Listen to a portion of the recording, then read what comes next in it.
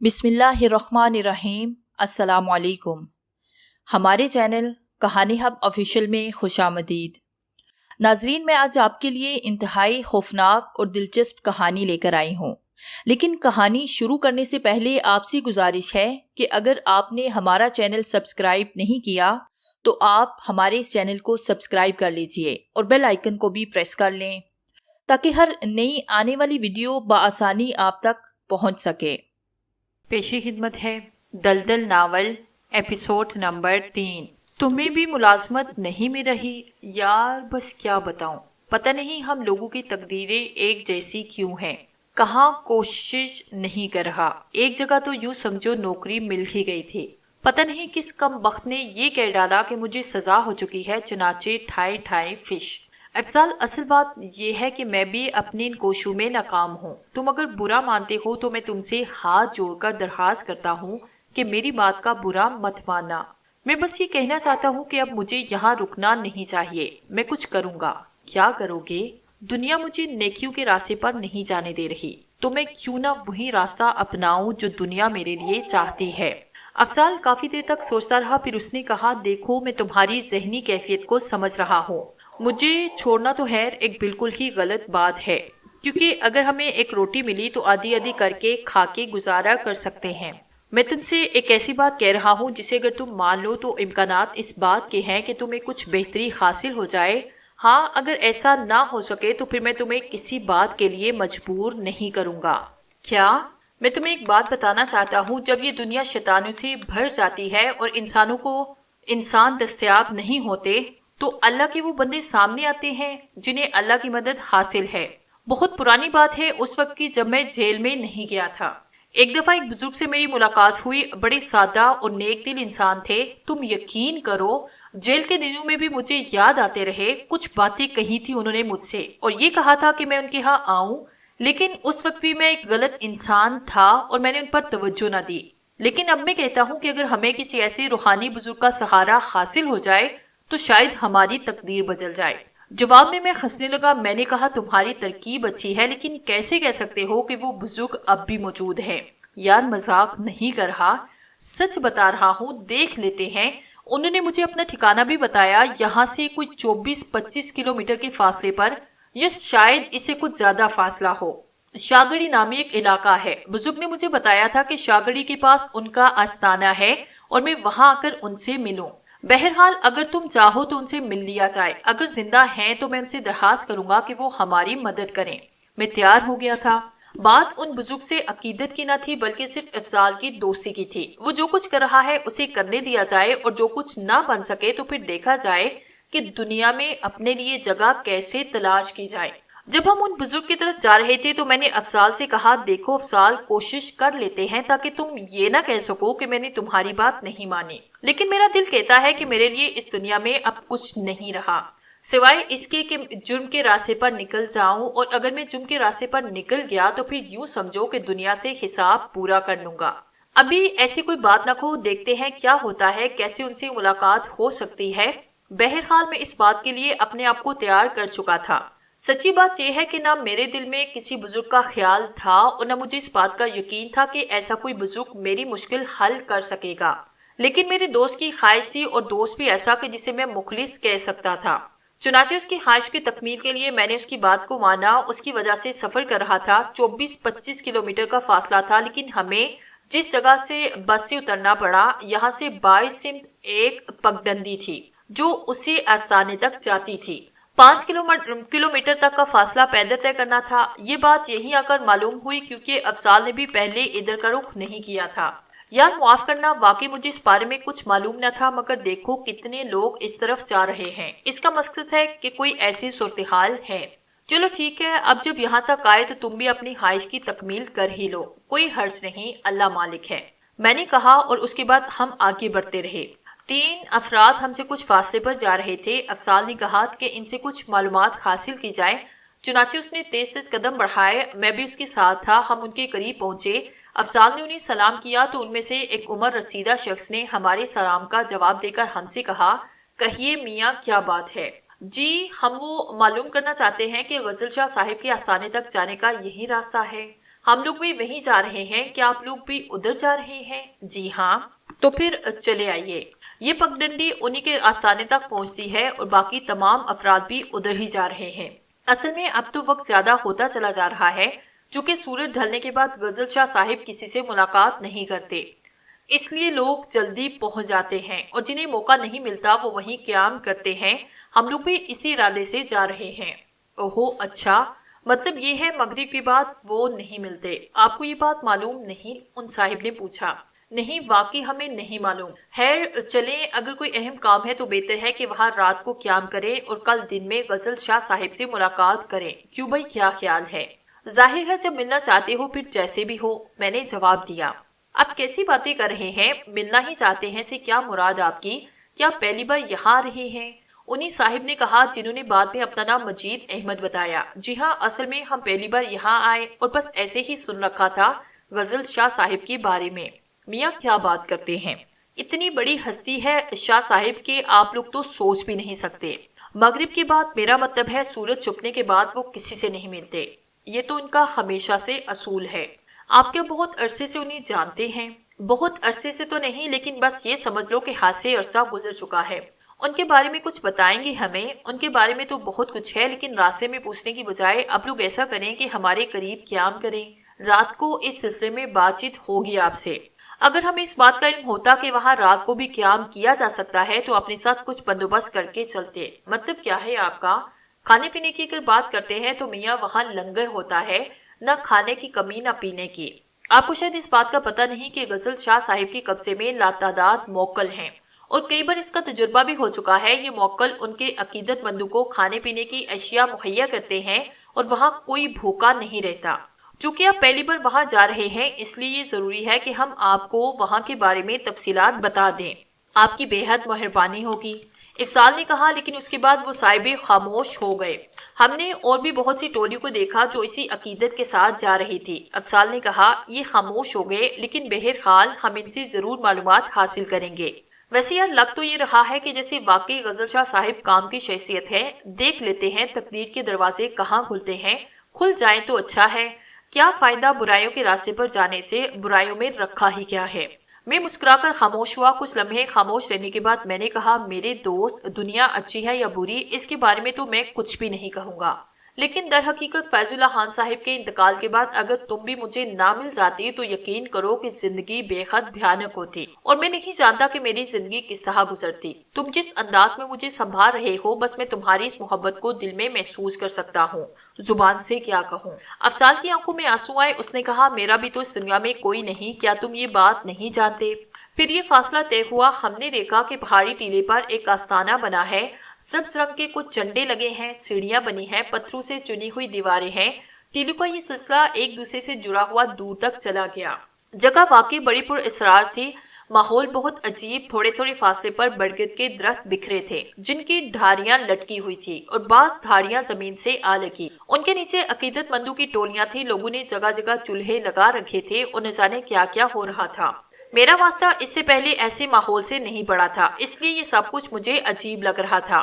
ان تینوں افراد نے وہاں پہنچنے کے بعد ہم سے کہا، ادھر آئیں، وہ جگہ ہے، اور ہم ان کے ساتھ چل پڑے۔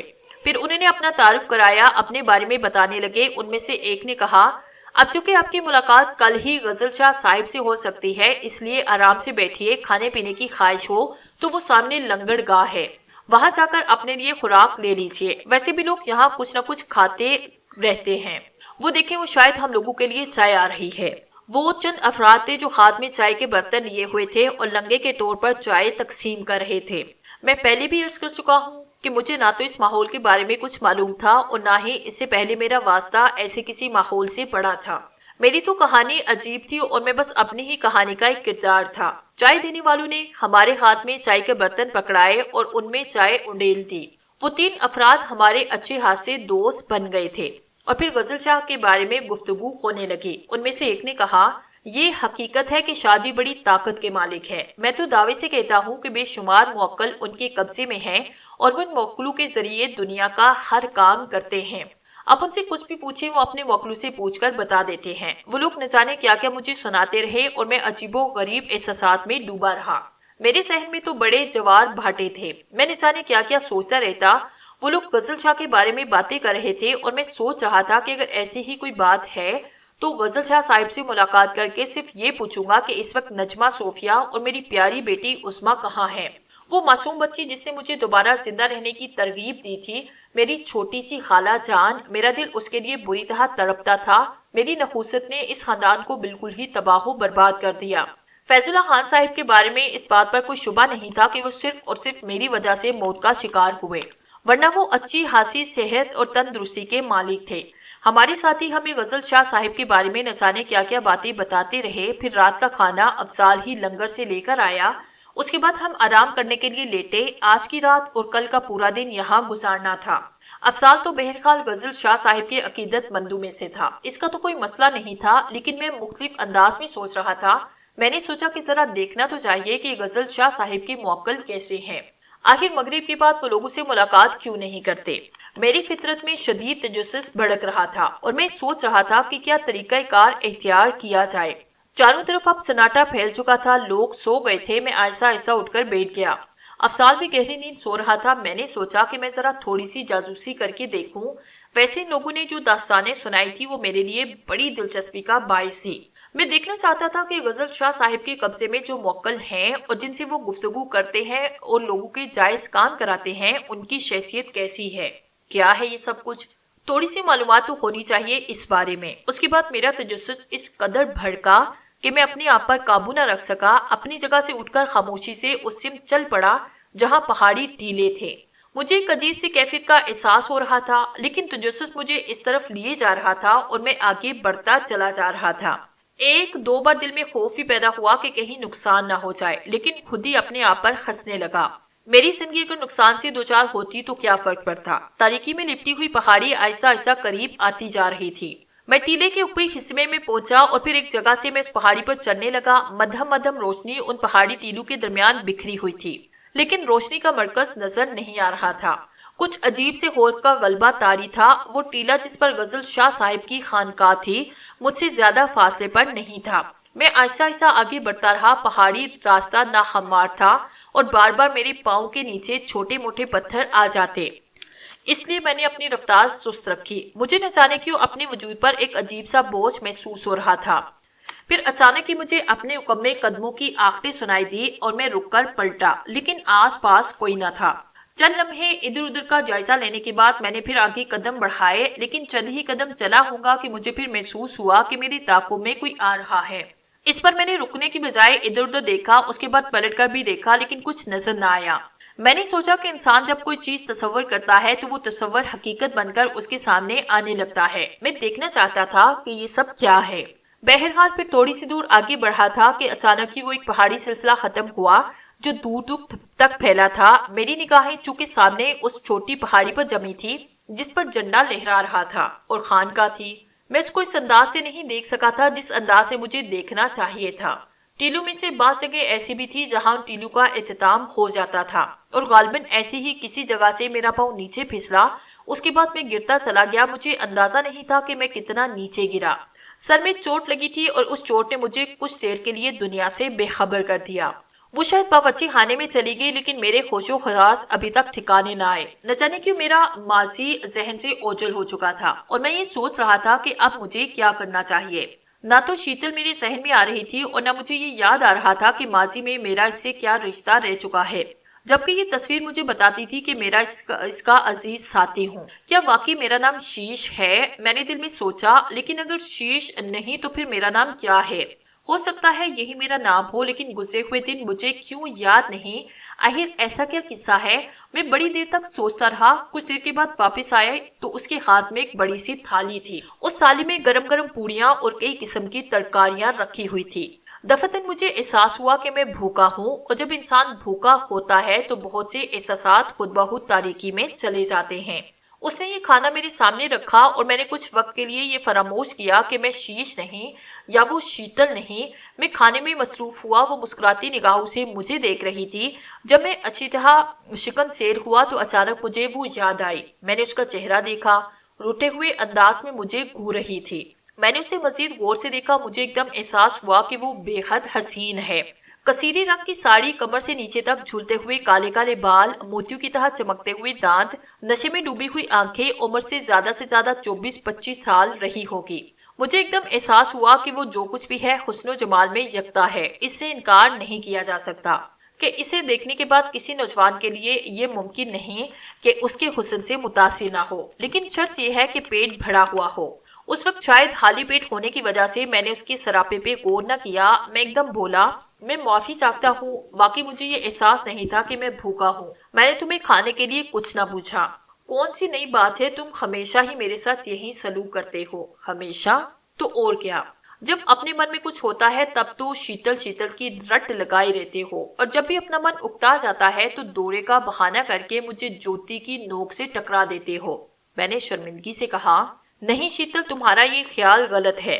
تم یقین کرو کہ میں تمہیں شیتل کہہ کر اس لیے پکار رہا ہوں کہ تم نے اپنا نام شیتل بتایا، ورنہ مجھے تو یہ سوچ کر بھی حیرت ہوتی ہے کہ میں شیش ہوں اور تم شیتل۔ اس کے چہرے پر عجیب سی کیفیت ابھر آئی، پھر اس نے آہستہ سے کہا، اچھا یہ بتاؤ کہ میرے ساتھ شیش مندر چل رہے ہو نا، کیا یہ مندر تمہارے نام پہ رکھا گیا ہے؟ کیا مطلب کہ شیتل مندر تمہارے نام پر بنایا گیا ہے؟ نہیں، جب میں پیدا ہوئی تو میرے پتا جی نے مجھے شیتل مندر کے مہا پجاری کے چرنوں میں ڈالا اور مہا پجاری کے کہنے پر میرا نام شیتل رکھا گیا۔ لیکن تم گہان کی دیوی شیتل کے مجسمے کے دیکھے ہوئے تو حیران رہ جاؤ گے۔ بولو، چل رہے ہو میرے ساتھ؟ تم کہو تو بھلا میں انکار کیسے کر سکتا ہوں، میں نے کہا، مگر اچانک ہی مجھے احساس ہوا جیسے کوئی میرے دل کو اپنی مٹھی میں جکڑ رہا ہے۔ میرے دماغ نے مجھ سے کہا کہ خبردار یہ شیتل مندر نہ جانا، لیکن یہ صرف میرا احساس تھا جسے میں نے صرف چند لمحوں میں فراموش کر دیا۔ وہ اپنی کالی کالی حسین آنکھوں سے میرا چہرہ دیکھ رہی تھی، تب اس نے پوچھا، تو کیا تم شیتل مندر نہیں چلو گے؟ کیوں نہیں؟ میں تمہارے ساتھ چلوں گا، میں نے کہا، اور اچانک ہی مجھے یوں لگا جیسے کہ اس کی آنکھوں میں ایک عجیب سی چمک ابھر آئی ہو۔ میں نے اسے پھر کہا، کیا اس سے پہلے میں شیتل مندر جا چکا ہوں؟ ہاں، کیوں نہیں، تم نے ایک بار وہاں بھیڑ بھی چڑھائی ہے۔ تمہیں پتا ہے کہ وہاں جانوروں کی بھیڑ چڑھائی جاتی ہے۔ میرے ماتا پتا بتاتے ہیں کہ پرانے زمانے میں پجاری یہاں انسانوں کی بھیڑ چڑھاتے تھے، مگر اب تو یہ رواج نہیں رہا، چنانچہ اب جانور بھیڑ چڑھائے جاتے ہیں۔ مجھے یہ محسوس ہوا کہ جیسے واقعی میں نے شیتل مندر میں جانوروں کو کبھی ذبح ہوتے ہوئے نہیں دیکھا۔ پھر وہ بولی، تو کیا میں تیار ہو جاؤں؟ ہو جاؤ، میں نے جواب دیا۔ وہ اپنی جگہ سے اٹھ کر چلی گئی، کھانے کے برتن وہ اپنے ساتھ لے گئی۔ پھر وہ واپس آئی تو اس نے ایک اور حسین ساڑی باندھی اور پہلے سے کہیں زیادہ سحر انگیز لگ رہی تھی۔ میں اس کے ساتھ باہر نکل آیا۔ جیسے ہی میں نے باہر قدم رکھا، بھوڑے سے ایک فقیر نے میرے سامنے آ کر ہاتھ پھیلاتے ہوئے کہا، بابا دے دو کچھ اللہ کے نام پر، اللہ تمہیں خوش رکھے گا۔ مجھے یہ محسوس ہوا جیسے یہ سب کچھ الفاظ میرے لیے مانوس ہے، لیکن شیتل نے نفرت سے ناک چڑھاتے ہوئے کہا، اے بوڑھے فقیر، سامنے سے ہٹو، کیا بدتمیزی ہے، یہ راستہ کیوں روک رہے ہو؟ اللہ کے بندے سے اللہ کے نام پر مانگ رہا ہوں، تمہیں کیوں اعتراض ہے؟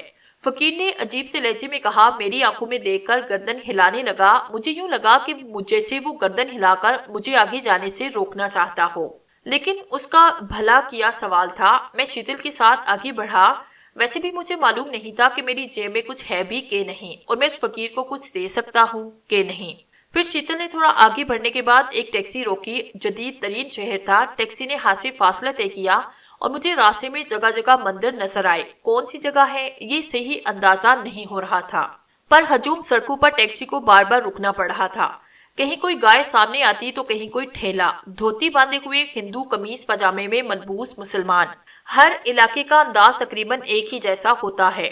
بہرحال ٹیکسی آگے بڑھتی رہی، پھر وہ ایک مندر کے سامنے رکی۔ یہاں بھی اچھا خاصا رش لگا ہوا تھا۔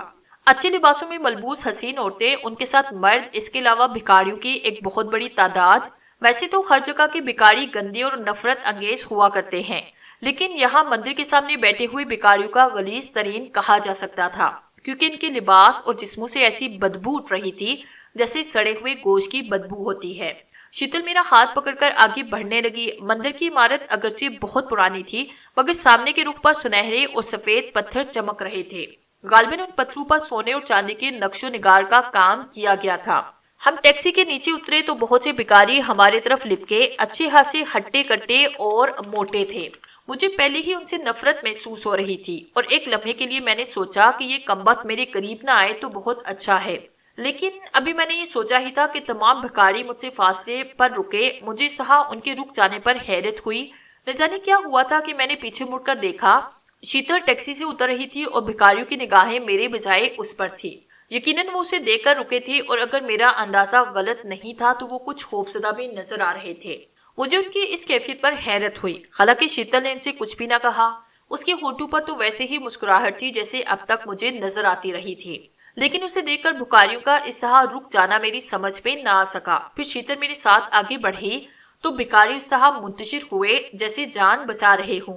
शीतल मुझे साथ लिए हुए मंदिर में दाखिल हुई तो वहां भी मैंने लोगों का यही अंदाज देखा। मुझे यूं लगा जैसे हर शख्स के अंदाज में शीतल के लिए अकीदत है और शीतल भी उसी तरह गर्दन उठाए चल रही थी जैसे कोई बहुत बड़ी शख्सियत हो। मैं अच्छी तरह ये बातें महसूस कर रहा था कि शीतल को देखकर लोगों की नजरें झुक जाती हैं और वो उसे आगे बढ़ने के लिए रास्ता दे देते हैं। न जाने ये कैसा किस्सा था, न जाने ये क्या चक्कर है। थोड़ा सा और आगे बढ़े तो मैंने देखा कि बहुत से अफराद हाथों में हाथ डाले फलों या भीड़ चढ़ाने के लिए जो भी चीज लाए थे वो शीतल के कदमों में रख रहे थे। शीतल अपनी जगह रुकी। वो मंदिर के सहन में खड़ी थी और इस मंदिर में उसके आने से कुछ अजीब ही कैफियत पैदा हो गई। यूं महसूस होता था कि जैसे कोई देवी उनके दरमियान आ गई हो। वो अपने साथ लाई हुई चीजें उसके कदमों में रख रहे थे और उल्टे कदमों तेजी से पीछे हट रहे थे। कुछ ही लम्हों में मैंने महसूस किया कि अब इस मंदिर में सिर्फ हम दो अफराद रह गए हैं। बड़ी ताजुब की बात है, मेरी कैफियत तो उस वक्त खाबू जैसी थी और मैं ये सोचने में हक बजानिब था कि कहीं वाकई में कोई ख्वाब तो नहीं देख रहा। मैंने पलटकर शीतल की तरफ देखा। उसकी आंखें हिरूद की तरह चमक रही थी। मुझे यूं महसूस हो रहा था जैसे वो कोई गैर इंसानी मखलूक हो। शीतल चंद लम्हे वही करी रही, फिर वहां से मुझे लेकर आगे बढ़ी। एक चबूतरा सा था, फिर उसके बाद एक नईम तरीक दलान और उस दलान के ऐन दरमियान एक सुनहरा मुजस्मा नजर आ रहा था। ये देखकर मेरी आंखें हैरत से फटी की पटी रह गई कि सुनहरी मुजस्मे की सूरत बिल्कुल शीतल से मिलती थी। बल्कि अगर वो मुजस्मा ना होता तो यही समझा जा सकता कि वो शीतल है। अलबत्ता उस मुजस्मे में और शीतल में एक बहुत बड़ी तब्दीली थी। वो ये कि मुजस्मे के बदन पर बहुत से हार पड़े थे। उसकी आंखों में एक अजीब सी वहशत छाई थी। उसके जिस्म पर सोने के कई सांप लिपटे थे। गले में बड़े बड़े मनकू की मालाएं पड़ी थी और उसके एक हाथ में खून आलूद तलवार और दूसरे हाथ में कटा हुआ इंसानी सर था। मैं एक अजीब सी कैफियत का शिकार था। एक तरफ नजर आने वाली शीतल हसीन शक्लो सूरत की मालिक और दूसरी तरफ ये मौत का मुजस्मा जिसे देखकर ही अजीब सी दहशत तारी हो रही थी। मैंने कुछ कहने के लिए जुबान खोलना चाही लेकिन मुझे यूं लगा जैसे मेरी जुबान बंद हो गई हो। मैं बोलना चाहता था लेकिन मेरी आवाज निकल नहीं रही थी। उधर शीतल की ये कैफियत थी कि वो पलक झपके बगैर बड़ी महवियत से उस मुजस्मे को देख रही थी।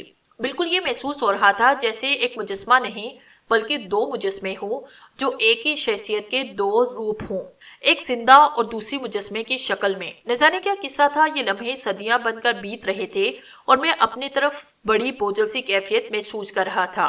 फिर अचानक ही मैंने अपनी कुव्वत इरादी से काम लेते हुए उसकी तरफ देखा और उसे आवाज दी। जुबान में मुजस्मे को देखते हुए कहा। इसके बाद चौंक कर मेरी जानिब मुतवज्जे हुई। आओ, तुम्हें क्या हो गया था? मैंने पूछा।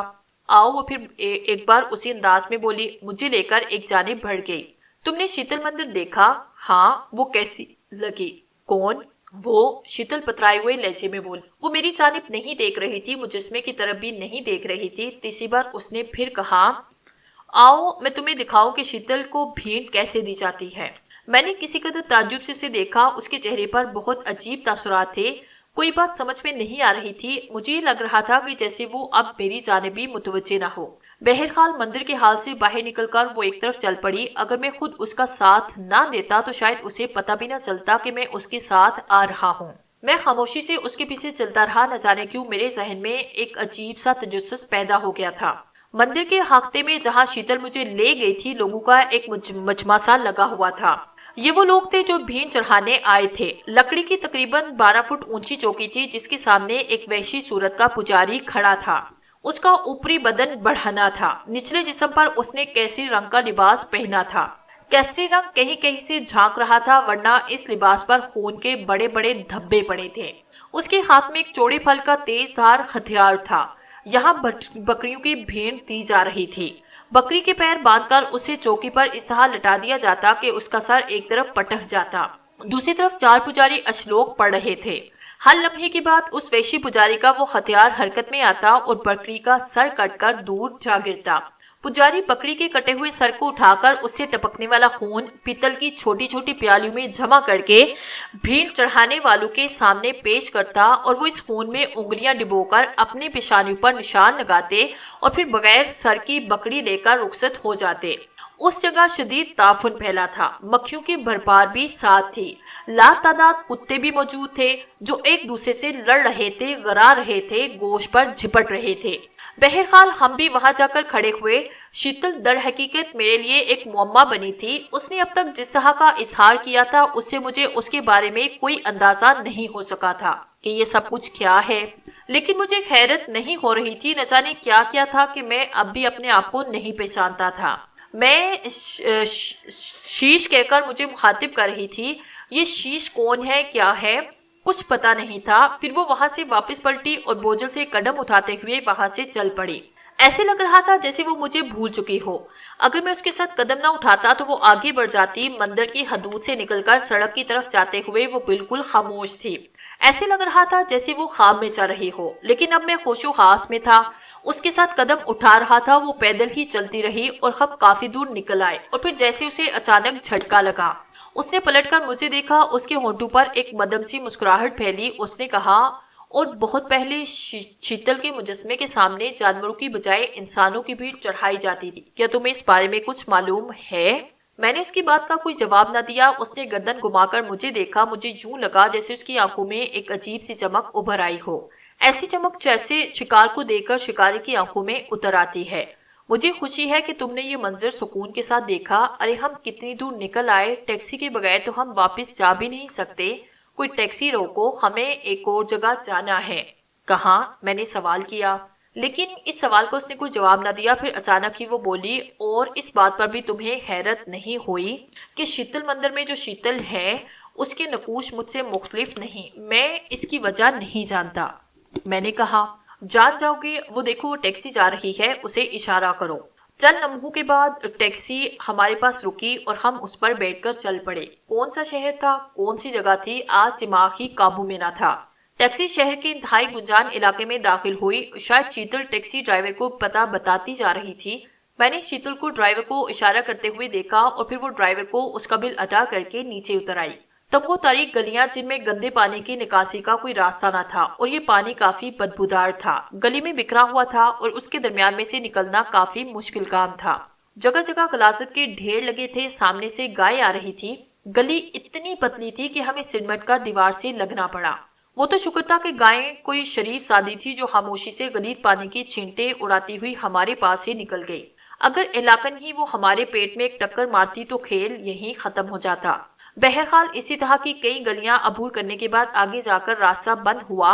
गली के उस इख्तितामी हिस्से को लकड़ी के तख्ते से घेर कर रिहायशी मकासद के लिए इस्तेमाल में लाया जा रहा था। तख्ते भी बुरी तरह से एक दूसरे पर ठोक दिए गए।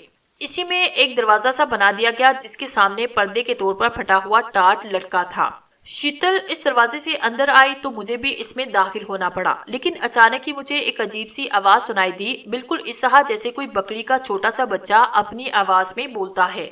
हम दरवाजे से गुजरने के बाद जिस कमरे में दाखिल हुए उसमें कोई खिड़की या रोशनदान ना था। एक टूटी फूटी नवार्थ वाली चारपाई पड़ी थी और 2-3 पुरानी तर्ज की कुर्सियां सामने ही दीवार के साथ लगी थी। मिट्टी के तेल का एक लैंप भी रखा था। अंदर पहुंचने के बाद शीतल ने ये लैंप जलाया। दरमियान में एक भारी और मैला कुचैला पर्दा पड़ा था। ये भी टाट के छोटे छोटे टुकड़ों को सीकर डाला गया था। शीतल ने मेरी जानिब देखा और फिर कुर्सी की तरफ इशारा करके बोली, बैठो। लेकिन मैं कहता हूँ, ये क्या है? मैं तुम्हारे पीने के लिए शरबत लेकर आती हूँ। उसके कदम पर्दे की तरफ बढ़े और मैं इस होलनाक जगह को देखने लगा। अंदर ही अंदर मैं अजीब सी कशमकश का शिकार था। या अल्लाह, ये सब क्या है और मैं कौन हूँ? मुझे याद क्यों नहीं आता कि मैं कौन हूँ। वो वापस आई तो उसके बर्तन में मेरी जानिब बढ़ाया जिसमें कोई नीम गरम स्याल भरा था। वैसे ही आवाज मुझे दोबारा सुनाई दी, बिल्कुल ऐसे जैसे किसी बकरी के बच्चे पर तशद्दुद किया जा रहा हो और वो उस तशद्दुद से चीख रहा हो। मेरा दिल चाहा कि मैं शीतल से इस आवाज के बारे में पूछूं। न जाने कैसी आवाज थी कि जिसे सुनकर बार बार मेरे बदन में सनसनी की लहरें दौड़ जाती और न जाने क्यों मुझे वो लम्हात याद आते जब वो खूनी पुजारी सिर्फ एक बार में बकरी के सर को काट देता। तुम शरबत नहीं पी रहे? ये शरबत है, पी लो, जो कुछ भी है पी लो, और तुम, मैं बाद में पीऊंगी। वो मुस्कुराकर बोली। लेकिन ये है क्या? क्या तुम्हें ये सवाल करना चाहिए? پی لو، یہ تمہارے لیے ہے۔